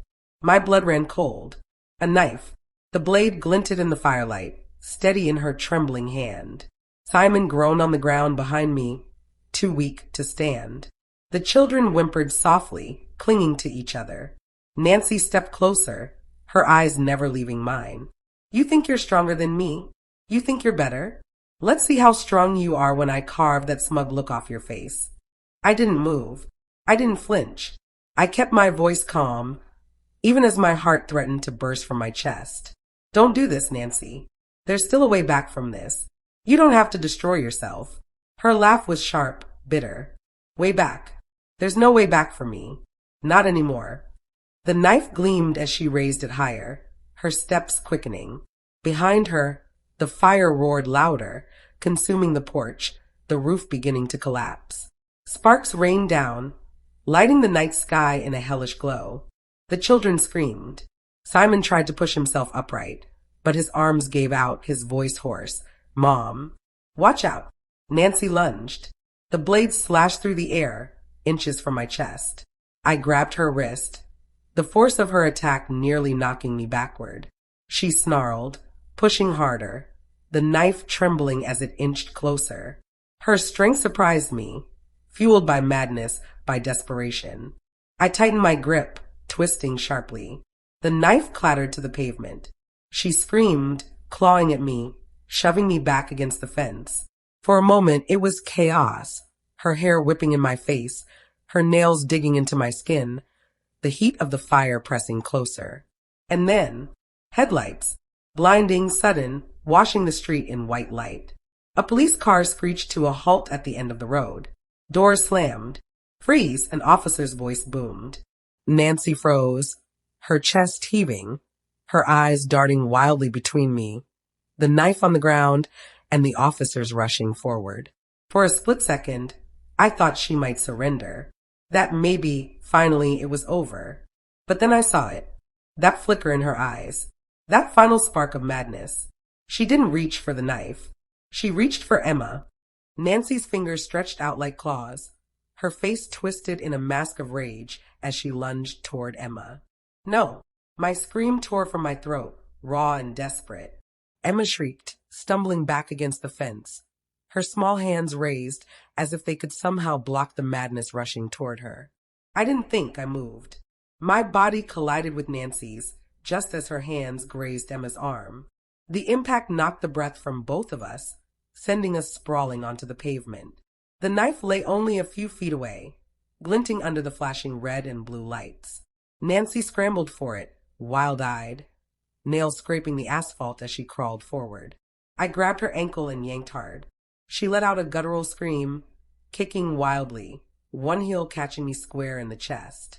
Pain radiated through me, but I didn't let go. Not this time. Stay down, one officer shouted, rushing closer. Nancy twisted, eyes blazing, foam at the corners of her mouth. She's mine. Everything is mine, she shrieked, her voice breaking with hysteria. Her foot slammed against my shoulder, throwing me off balance just enough. She surged forward, fingers stretching toward the knife, and then Simon's hand shot out from the ground. With strength I didn't know he still had, he grabbed the knife first. His knuckles turned white around the handle. Nancy froze, her breath ragged, staring at him. Give it to me, she snarled, her voice more animal than human. Simon's eyes were glazed with exhaustion, but his voice was steel. No, Nancy. It's over. The officers closed in, weapons drawn. One grabbed her arms, wrenching them behind her back. She screamed, twisting, kicking, her body thrashing like a caught animal. Let me go, she howled, her voice cracking. You don't understand. She stole everything from me. Her shrill cries echoed through the night, mingling with the roar of the burning house behind us. The porch finally collapsed, a deafening crack splitting the air as flames swallowed the roof. Emma sobbed into my skirt, Ethan clinging to her side. My arms wrapped around them both, holding tight, rocking them against me though my own body shook. I lifted my head, eyes stinging, to see Nancy dragged toward the police car. Her hair was wild, her face streaked with soot and tears. She looked less like the polished woman she once was and more like a ghost, hollow and broken. Her eyes met mine, and for a split second, all I saw was the woman I once tried to love, the woman I had welcomed into my family, a woman who had lost her way so far, there was no road back. You'll pay for this, she hissed, her voice low, venomous, as the officers shoved her into the back seat. The door slammed shut, silencing her. The night was suddenly quiet, except for the crackle of the flames and the soft sobs of my grandchildren. Simon slumped against the pavement, still clutching the knife loosely in his hand. His face was pale, his chest heaving. Give it here, son, one officer said gently, kneeling beside him. You're safe now. Let us take it. Simon's eyes fluttered closed for a moment before he released the blade, his fingers trembling. The officer slipped it into an evidence bag, sealing it tight. I knelt beside him, cupping his face in my hands. Simon, look at me. You're alive. The children are safe. That's all that matters. He coughed, his eyes finally finding mine. There was pain there, but also something else. Relief. I thought we were done for, Mom, he whispered, his voice breaking. So did I admitted, brushing soot from his cheek. But we're still here. That's what matters. The children clung tighter, their tiny bodies shaking. I kissed the tops of their heads, whispering promises I wasn't sure how I'd keep. It's over now. You're safe. Grandma's here. But in my heart, I knew it wasn't really over. Not yet. Nancy had been dragged away, but her words still echoed in my head. You'll pay for this. And I knew her kind of rage didn't just disappear. The fire raged through what was left of the house, and I realized with a deep ache that I had lost more than walls and furniture that night. That home had held decades of memories, laughter, holidays, quiet mornings. Now it was gone, turned to ash by the bitterness of one woman's envy. The officers moved around us, calling in fire trucks, setting up tape, asking questions I could barely process. My mind was somewhere else, half focused on the weight of Ethan and Emma in my arms, half lost in the glow of flames consuming my life piece by piece. One officer crouched beside me.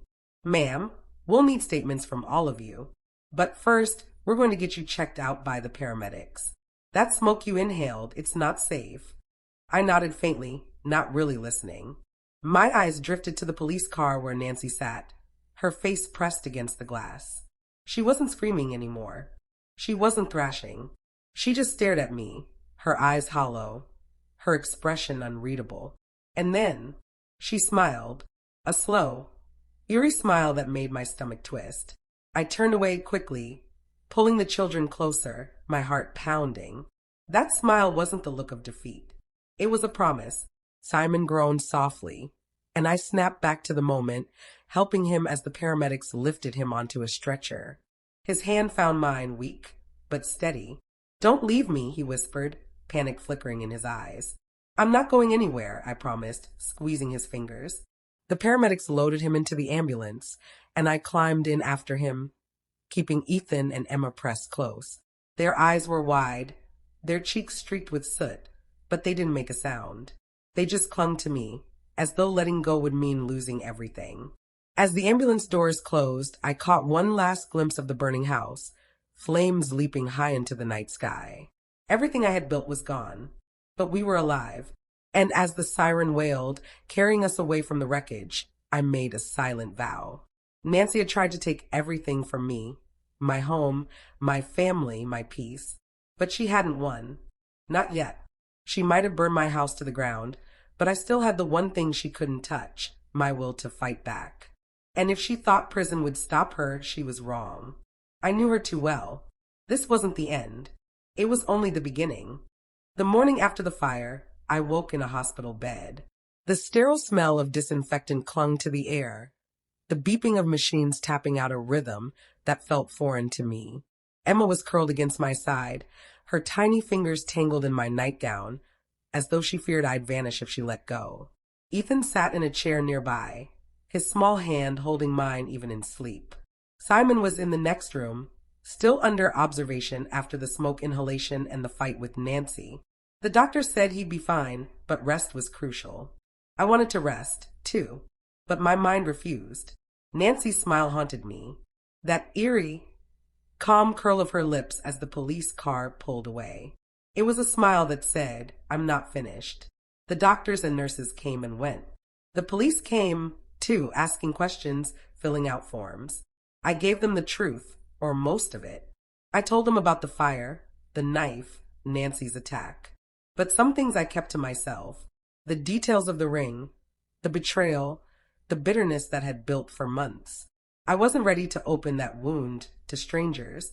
By the third day, Simon was discharged.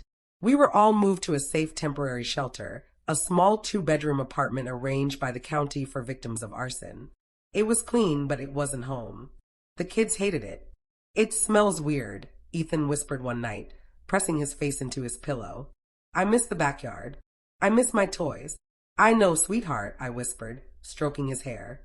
"We'll make a new home soon. I promise." But even as I said it, I wasn't sure how.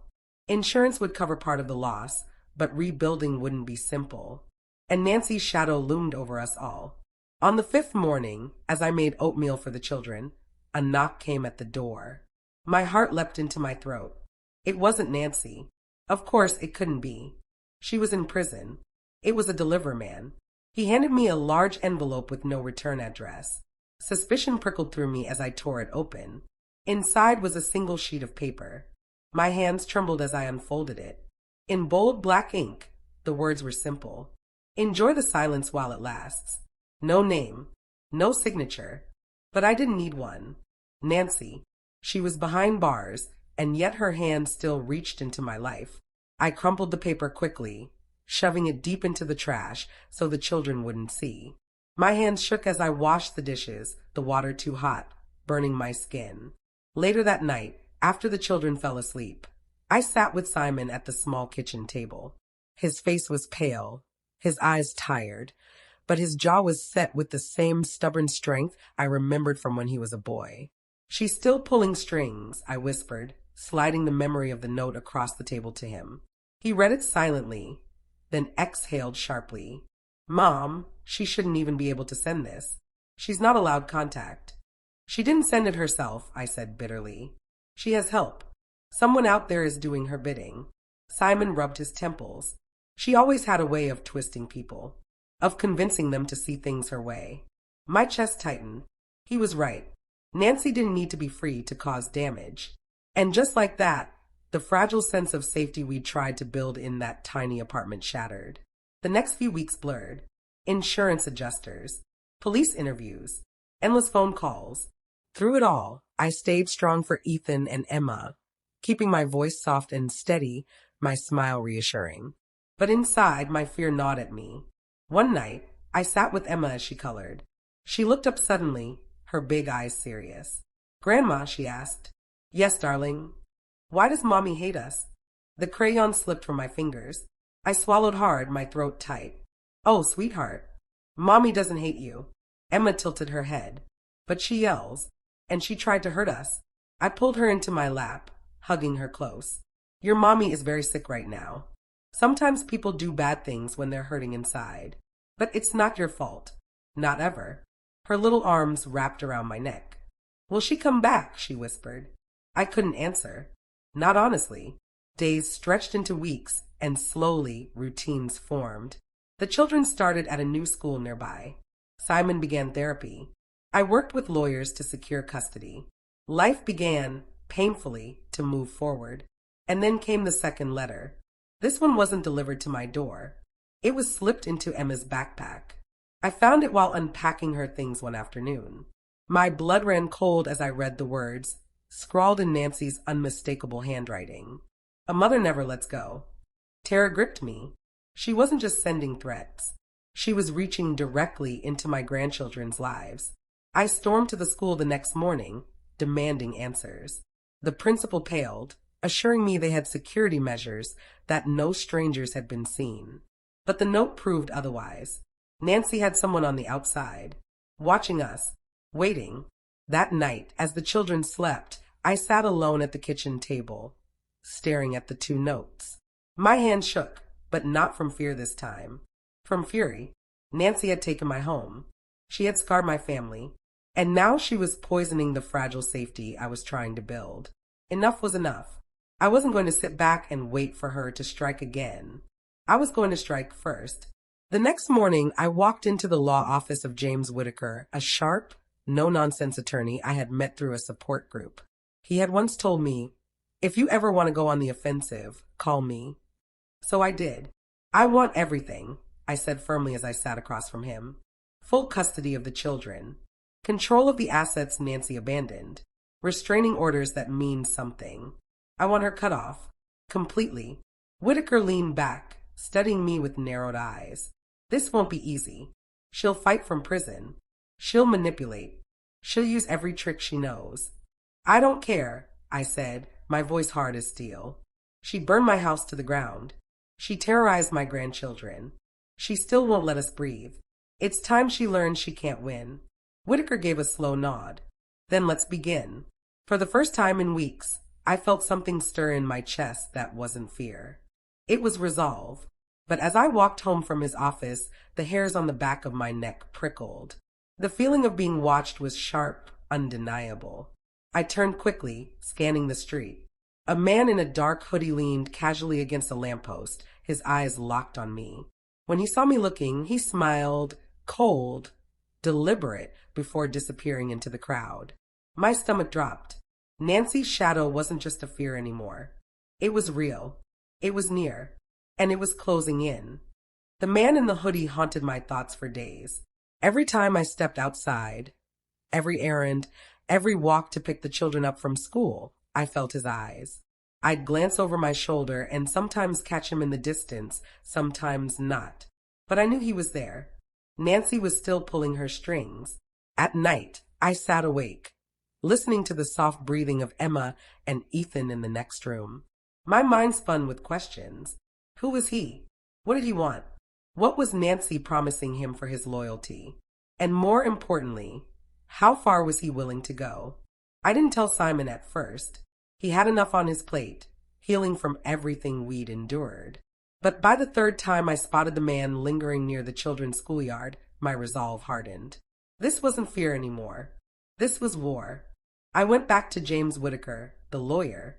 I told him everything. He leaned forward, his sharp eyes narrowing. You're not imagining things. I've dealt with Nancy's type before. She's dangerous because she doesn't know when to stop. And she won't stop until someone forces her hand. I gripped the edge of his desk. Then that someone will be me. We began to prepare. Whitaker filed motions for emergency custody of Ethan and Emma. He pushed for Nancy's parental rights to be terminated, citing arson, attempted murder, and the ongoing harassment from prison. But legal motions weren't enough. Not this time. I needed to cut off her reach completely. So I watched. Just like her man in the hoodie watched me, I watched him. I noted the times he appeared. I noticed when he followed me too close, when he lingered outside the apartment. One afternoon, when the children were safe with Simon, I followed him. My heart pounded with every step, but I stayed steady. He walked 2 blocks, then 3, until he ducked into a dingy diner on the edge of town. I waited, and when he came out, he wasn't alone. He was with Nancy's cousin, Carla. I froze where I stood. Carla, of course. She had always been Nancy's shadow, the one defending her, excusing her behavior, whispering in her ear. I hadn't seen her in months, but here she was, carrying Nancy's poison into my life. That night, I didn't sleep. My plan shifted. Revenge wasn't just about Nancy anymore. It was about dismantling her entire network. The next morning, I knocked on Whitaker's office door with a new fire in my eyes. Carla is helping her. I can prove it. We end this now. Whitaker didn't flinch. Then we'll expose them both. The weeks that followed were a blur of strategy.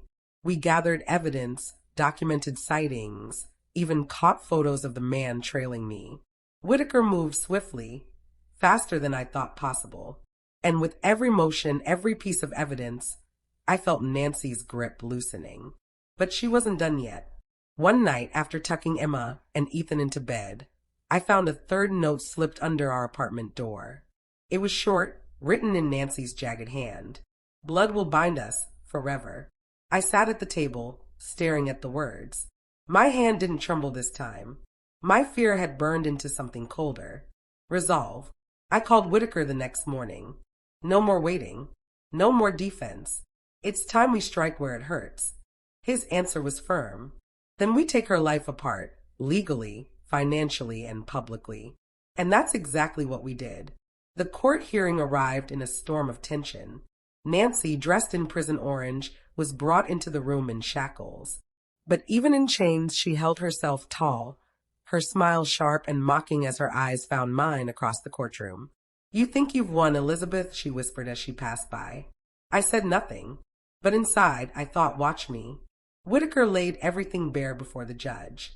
The arson, the attempted stabbing, the harassment from prison, the notes, the stalking, and then the final blow. Evidence linking Carla and the man in the hoodie directly to Nancy's orders. Intercepted calls that revealed she had orchestrated everything from behind bars. The judge's face grew harder with each piece of evidence. By the end, the gavel came down like thunder. Nancy's parental rights were terminated. Permanently. Ethan and Emma were placed under my guardianship, with Simon as co-guardian once his recovery was complete. Nancy's remaining assets, including the house, the car, and what little savings she hadn't squandered, were legally transferred to me for restitution. And as for Carla and the man in the hoodie, they were arrested right there in the courthouse, dragged away screaming. For the first time, I saw Nancy's smile falter. For the first time, she looked powerless. But it wasn't over yet. As the guards led her away, she twisted in their grip, her eyes burning into mine. You'll never keep them from me. They're mine. Mine. Her voice echoed through the courtroom, shrill and broken. I stood, my voice calm but carrying, steady as stone. No, Nancy. They're mine now. The guards yanked her forward, and just like that, she was gone. The silence that followed was heavy, but it was also sweet. It was over. In the weeks after the trial, life slowly began to settle. Ethan laughed again. Emma sang while coloring. Simon, though scarred, started to rebuild his confidence.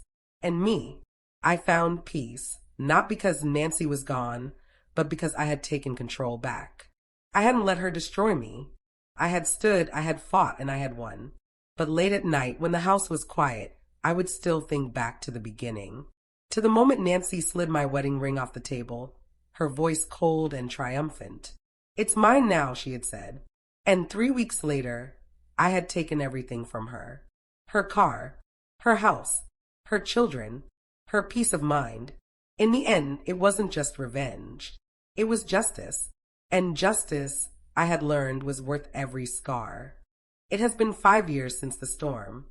I sit on the back porch now, rocking slowly in the chair Simon built for me, a quilt across my lap. The garden is alive again, roses blooming red, lavender swaying in the wind, the same way they did when I was a young bride wearing that wedding ring Nancy once tried to claim as hers. Ethan is in high school now, tall, thoughtful, and kind. He still calls me Grandma Liz in that gentle voice of his, though he's nearly a man himself. Emma, my little songbird, plays piano every morning. The sound fills the house with light, washing away the shadows of the past. And Simon, my son, he healed. The hurt never fully leaves, but he's stronger. He laughs again. Sometimes, when I catch him watching Ethan and Emma, I see gratitude in his eyes. Gratitude that I fought, that I didn't give up when it would have been easier to crumble. As for Nancy, she remains where the choices of her own heart placed her. I do not think of her often, except in quiet prayers. Not prayers for her return to us. No, that will never come. But prayers that she might one day find peace inside herself. Because I have learned something through all this. Revenge may win the war, but forgiveness keeps the soul. I don't mean I forget. I never will. The scars are part of me now, written into who I am. But I no longer live inside the pain. Instead, I live here. With flowers, with laughter, with family, and with peace. For in the end, Nancy didn't take my ring. She didn't take my children. She didn't take my life. She gave me something else instead. She gave me proof of my strength. And that is mine, forever.